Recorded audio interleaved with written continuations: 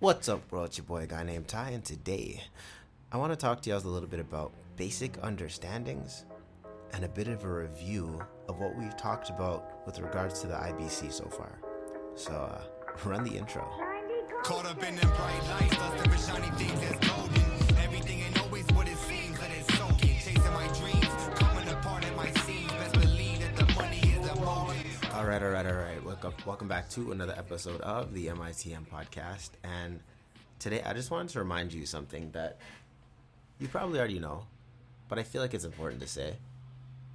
And it's that you finance everything you buy. Okay? You either pay interest to someone else or you give up interest that you could have earned. Now, how do we get around this? Okay? This is straight from the Infinite Banking Become Your Own Banker book by R. Nelson Nash. I'm going to hop into this. So create an entity, create a plan which you control, and it makes money on your loans. Okay, one such entity can be life insurance. Okay, life insurance companies hire actuaries who design plans of insurance and then market those plans through agents. Then someone buys one of those plans. The contract is very specific to point out who owns the plan or policy. It's not the insurance company. The company is simply the administrator of the plan and must collect premiums and must lend the money out or make investments of one kind or another in order to be able to pay the death claims as promised. Now, money is lent to any number of places and type of borrowers, including the owner of the policy if the owner desires. The amount of money available to the owner is the entire equity in the policy at the time. In the hierarchy of places where money is lent, the owner ranks first. This is absolute control. So even here, one of the things that in the States it may be a little different, where you can have 100% of a loan from whatever it is you put into your policy. But more specifically in Canada, I know that it's between 70 and 90%. Okay, so 70 to 90% you have access to as a loan. The rest does have to stay in the policy depending on what company you go with, right? Now, at the end of the year, the life insurance company makes an accounting of the experience of that year. Okay, they look at death claims paid, earnings on premiums collected, and the expenses of running the company itself. Okay. Now, a dividend is declared, which is actually a return to the policy owner of surplus premiums that was collected. So it's not an earnings per se, right? And because it's not an earnings, it's not taxable. Now, when that dividend is then used to buy additional paid-up insurance at cost, the result is continuous compounding of an ever-increasing base. Okay. So I kind of wish I could show you guys this diagram here, but the way that it works is pretty much you take your premiums and it goes into a pool. So what's going to happen from that money pool? Well, dividends are paid out, expensive operation is paid out, death claims are paid out, and then we have loans and repayments. So loans go out to the policy owner and then it goes back into the pool of money for the repayments. Loans for mortgages, like I don't know if y'all know, but a lot of these insurance companies do have a banking aspect to it. So you can get like mortgages and other things from these companies. So that gets paid out and then there's a repayment that goes back in. And then there's loan repayments for like joint ventures per se, right? So maybe the insurance company partners up with someone else and that money goes out and then comes back in, okay? But one of the things to remember, and we talked about this before, is that it's always one pool of money. It doesn't make a difference what that money is going to. It always comes back to the same pool. Okay. Eventually, you want for this pool of money to be able to pay your family a death benefit. During the time being, though, because we don't want to just say, hey, I'm going to wait till I die for my money to be worth something, or how some people say, I'm worth more dead than alive, which is very, very heartbreaking to even think about. We're able to utilize the money in the account while we're alive by doing policy loans. Okay. And so that credit card that you have, you don't need to be borrowing money from your credit card every month. You could do the exact same thing, borrowing it from your insurance policy. That mortgage that you have, you don't necessarily have to go out and get a mortgage. If you structure things correctly, you could just take a loan from your own policy. That car loan that you went and took out to buy the car, you don't necessarily have to do that. You can do it yourself. And the thing to wrap around a lot of people's heads that they don't think about with this is that or at least one of the things I hear often is, well, I'm just borrowing my own money. Well, I would much rather borrow my own money against my own money, which is more accurate.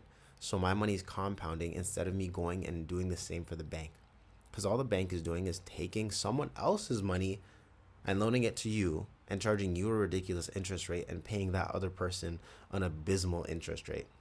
Okay, if I can do it all myself, it's all in-house, at least I'm benefiting on both sides. Okay, now the review. There are 6 main steps or main points that we're going to talk about with this review, and that's going to be pretty much it for today's episode. So it's going to be nice, short, and sweet. All right, so let's just hop into it. 1, the importance of imagination. Okay, it's more important than knowledge.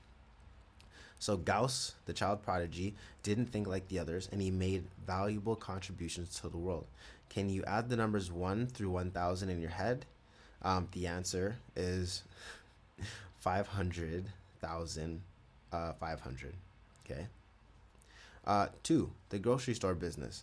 The value of learning how to get into a business in which you're already a consumer of the same thing that you sell. It requires extensive study of the business prior to startup. It requires very high capitalization. It requires extraordinary management abilities. And when you shop for groceries at your store, don't steal or your business will fail. Okay? And even for this one, recently, I financed a cat. Yes, I bought a Sphinx cat. She's absolutely adorable, and I bought a Sphinx cat because I want to make, like, I'm eventually gonna breed this cat and, you know, make some money off of having this kitten. It's an investment that'll take about a year and 3 months to actually see actualize, and then afterwards, whatever time frame it takes to make the sales. But I got the cat for about $900. These cats sell for $1,400 to $2,000. Even if I sell them at 14 and each litter has 4 to 7 cats, the numbers that I broke down is I'm looking at a $6,000 profit on the lowest end possible. Okay, at 7 cats at $2,000 or $2,000 plus, I'm looking at $14,000. So I spent $900 to have I wanted a cat anyways, but now I can have a return on $14,000, but that $900 I financed over the year, I'm going to pay back into the policy slowly on a month-to-month basis, instead of me taking a loan out to buy a cat from, like, the bank, which is, you know, ridiculous, or putting it on a credit card. Okay, number 3, the money problem. Only money left over after paying taxes can be spent for the average person in the US and Canada. 34.5% of that sum goes to paying interest alone, to finance car purchases, homes, and various other purchases. This money is gone forever. It's making persons in the banking business wealthy, and it can be yours to enrich your life forever if you get into the banking business. Learn the importance of the economic value added concept. Okay, the economic value added concept. Number 4, creating a bank like the ones you already know about. It's much like getting into the grocery store business, except much more difficult. It requires much more capital. You have to get a charter from the commissioner. When you make loans to yourself at your bank, don't steal. You'll destroy the best business in the world. Okay. Number 5, how a dividend-paying life insurance policy works. Well, this one kind of just tells you to check out this diagram that I described earlier. But in addition to reviewing and understanding the flow of money, okay, make sure you understand the characters in the play. Okay, the policyholder is the principal character in every life insurance company policy. And then the capitalization phase. It's going to take time and discipline for several years. Don't expect to get rich overnight, but the rewards later on are worth all the effort. All right, so that's pretty much it. Talking about just basic understanding. Once again, a quick review, 6 quick steps. I know it's been many episodes we've been talking about this, but I hope that y'all get a little bit more value from this than not. And with that being said, that's pretty much it for infinite banking for now. We'll come back to this in a little bit, but in the meantime, I kind of want to test out something with y'all. I got a couple of speakers that I want to invite to the podcast. I really think that the message that they have will resonate with a lot of you. And with that being said, I will see you tomorrow. Peace. Give 'em that creme de la creme whenever I spit that hot shit. Ain't no lose or draw when it's the only option. Till I'm balling like Stockton, I'm locked in. Researching the best stock tips, fuck but let's